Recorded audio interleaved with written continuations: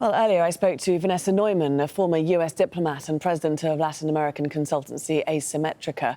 I began by asking if the referendum will have enough votes to be valid. There are really no indications that it will make it to the 40% that would make it valid. There has been a sharp decline in all of these referenda and plebiscites that AMLO keeps seeking, and people are just exhausted. I think also there is just a lack of faith in AMLO's plans, that this referendum is seen as a political ploy. It's because the laws are there for prosecution of corruption. So this plebiscite is unnecessary, and it comes in the middle of a pandemic that has been devastating for Mexico. So I think people are tired. And if you look at the social media, the 40% is not anticipated to be there. OK, and AMLO, of course, being how many people refer to President Andrés Manuel López Obrador. Why is it, if there is so little appetite for this vote, that he's holding it? Well, he's holding it because he's actually quite a brilliant populist leader. So he's holding it because it invigorates his base. And Mexicans are exhausted of corruption, right? So what he's saying is he's trying to seek these corruption prosecutions against his predecessors, who are from a very well-established political parties. And he is from Morena, which is a newer political party. And it's basically sort of a leftist ploy against the right.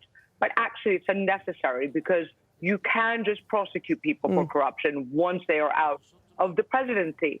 So he's holding it really to distract from his mishandling of the pandemic and from the fact that the economic development has not been there, even despite his sort of changing major infrastructure projects like the airports, and that he keeps centralizing power around sort of a certain elite that are his elite, and centralizing power around the oil company.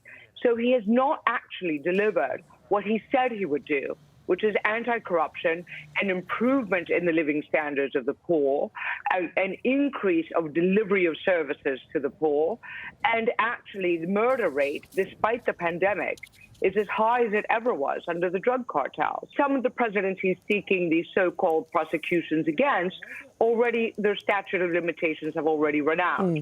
And in fact, the wording is very vague. It's like, do you want reparations for victims by people who have, from people who have wronged the people of Mexico from before? And well, of course, anybody would answer yes to that.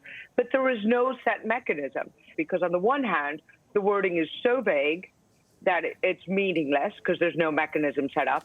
Third, it's unnecessary because the laws are really there to do that. Second, and then third, it actually sets up a precedent for this to be done against him.